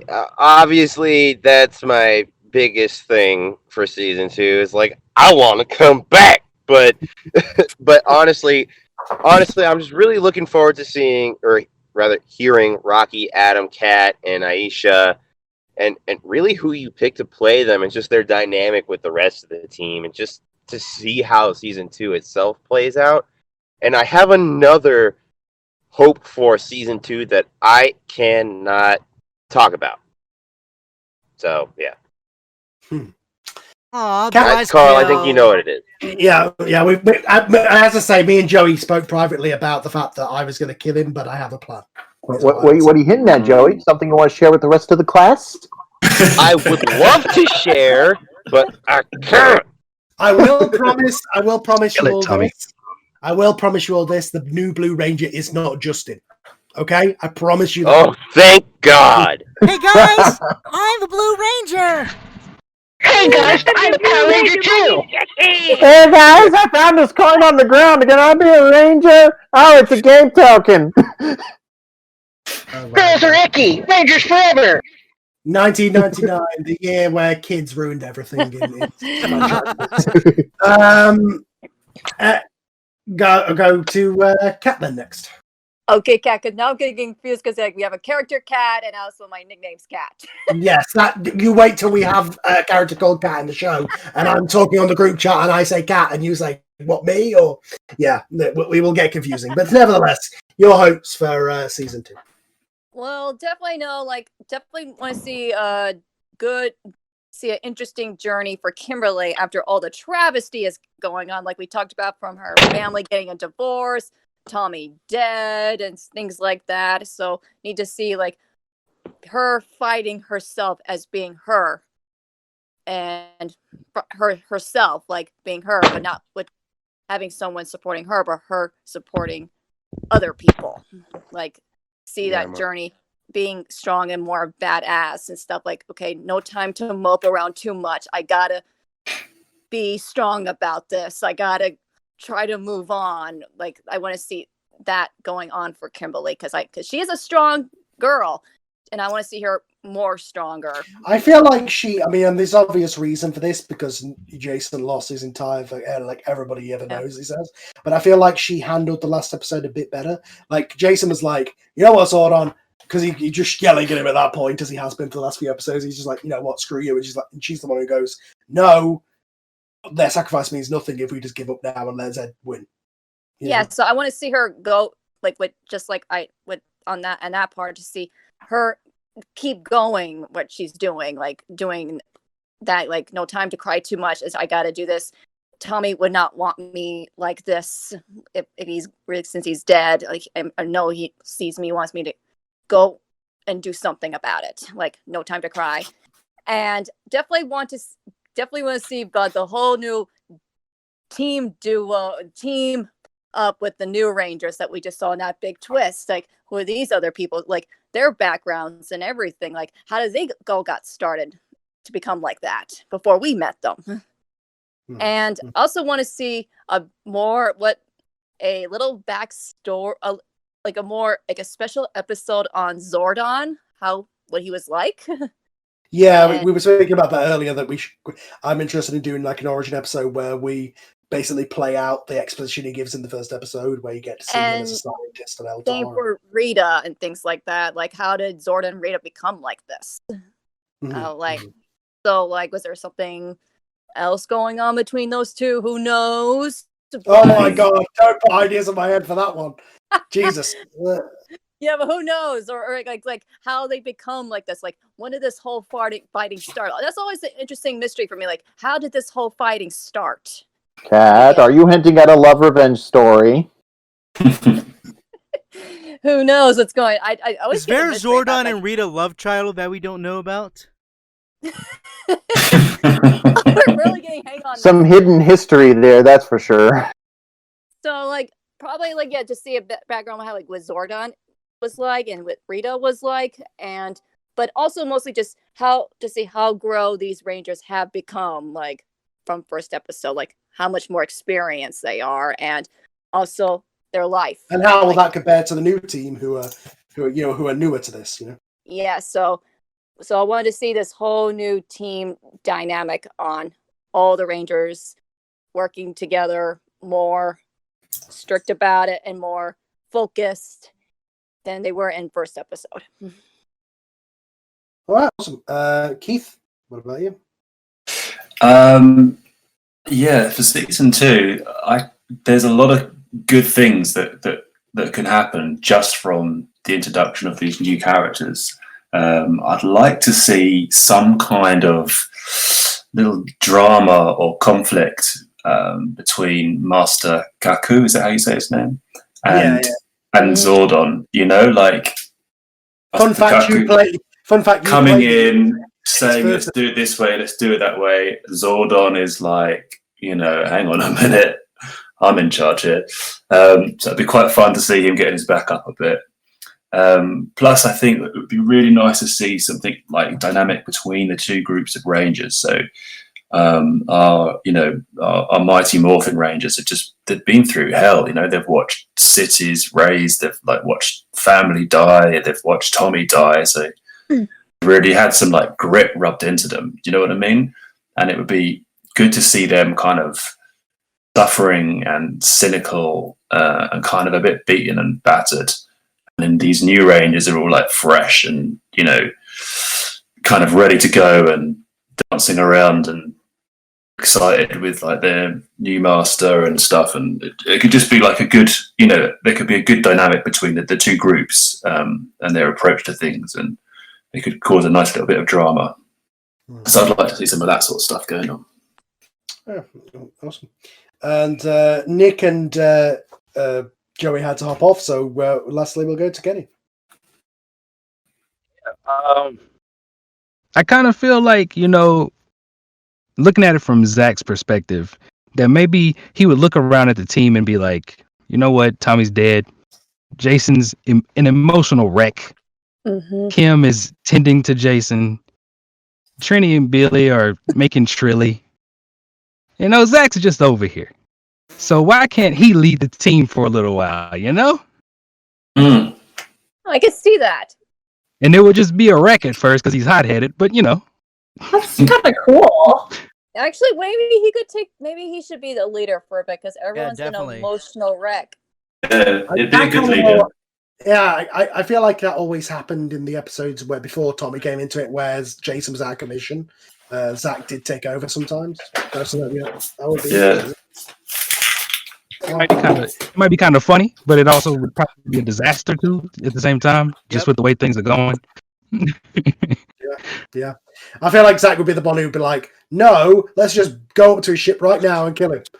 No, screw this game. Yeah. That is fun, man. Yeah. All right. So as we close this thing out, I will just say, is there any questions that anybody in the chat or on the call want to ask me before we finish up? Anything that hasn't been answered so far? Carl, do you love us like we love you? Yeah. Yeah. Love you. Absolutely. I couldn't ask for a better cast, and a lot of again, the fact that you guys do this just for the fun of it, and the fact that you are so good. We have one from PJ Flyboy 77. Sorry to interrupt, but do you have a number in mind for how many sets of power coins there are? Power coin specifically, I feel like it will just be these two sets. There's actually no, I tell a lie. The 3 sets, because I'm going to have the Mighty Morphin ones, all the sets of coins. So the Ninjetti ones do exist as well. The others are all going to be different power sources. Interesting, the way that Zordon brought up the Zeo crystal made it sound like that was kind of like Zed's dilithium crystal for Serpentera. Like he's powering Serpentera on the Zeo crystal. But I don't know if that will be the case. But we'll see what happens with that going forward. I actually do have a question. For the Power Rangers, for the Power Rangers in season 2, are they going to have new suits or something? No. They will keep the original suits. It'll be the new guys who will have the new suits. I'll post the picture that we met. They're going to be in the costumes from Die Ranger, the new characters are, but these guys are going to stay in the original suits for now. Maybe they'll upgrade them or something going forward, but I'm happy with the original designs. Yeah. Are we going to get metallic armor? Considering I don't need to sell toys left over from the movie, no. Come on, it's so shiny! I can just imagine Billy reacting, "Oh my god, I'm shiny now! I'm shiny now!" My only worry with everything that happens, the way it's played out, is that I feel like sometimes, especially in those last couple episodes, we were kind of checking off bullet points, and it was kind of like, okay, we haven't done Titanus, we haven't done the Ultrazord, we haven't, just sort of speeding through it. But I feel like it escalated in a natural way to where things got bigger and they needed to get bigger. And it was just kind of, if you're not going to do the Monster of the Week thing, and we did allude to the fact that kind of stuff happened, like in episode 3, or at the start of episode 4. The narration is like, oh, this has almost become episodic and they're fighting a thing every week. So it's like, that has happened, but we don't necessarily need to see that as part of the show, because I don't want to get into just the formula of just, Power Rangers, fat bad guy, boom, boom, boom, Megazord / boom, explosion, go Power Rangers. I didn't want to get into that thing, so I just did the big story stuff. But you can absolutely fill in the gaps in the narration that is given in the show. You can fill in the gaps that there are a lot of other stories that happened, or at least just less important fights that happened in between, where they just fought putties or they just fought like some weird monster, and it's happening sort of on a weekly basis in between. Sort of episodes 3 and 4, and that kind of thing. There are some time jumps in there. We have another question here. Do you think of writing in the Psycho Rangers? This is from Don DM Clockwork. I feel like that's more of a Power Rangers in Space thing. I would be interested to do the Dark Rangers, only because they were so shit in the original show. Like, they sounded so cool, and then they were these guys with these cutout masks. It was so bad. I think even Zed's staff in that episode is like duct taped. It's so bad. But yeah, I would be interested in doing sort of a whole bad team of Rangers, and that could go into the whole thing of the fact that Zed has sort of power coin sets. Will we see another team of Rangers as the bad guys? Maybe. Alrighty. So yeah, if there's nothing else, I'll go ahead and finish the thing up. Thank you everybody for joining me. Thank you everybody for being part of the show, for listening to the show. And it's been an amazing thing of basically just getting to live my my dream to make something that I would want to listen to, and the fact that you guys enjoy it, that you guys enjoy listening to it, the guys who enjoy performing it. It's fantastic. So with that, I will go ahead and sign out. Anybody who wants to say anything before we finish up? I'd like to add in, Carl, real quick. What was that, sorry? Oh, I'd like to add something real quick. Thank you to the work and hours you put into it, and how great the cast has been doing, especially the last 2 episodes. Like, sent chills up my spine. Like Carl, I grew up in the 90s. I have that nostalgia, and my brain wants to hold on to the nostalgia extra hard, like not really obsessive, but extra hard, because with the high functioning autism, it's like, stick with what you know. That's a good routine. But how it's different, everything you said you wanted to do with how you came about it is everything I love about this. And so keep it up, and I thank you and all the cast members for absolutely killing it. Oh, thank you. That's Shane, by the way, who has been communicating on a regular basis. He's auditioning for parts in season 2, so you may hear his voice very soon. So, with that said, we'll go ahead and sign off. Thank you, everybody, for listening to this, and we will see you for season 2. All right, bye, guys. Bye. Bye.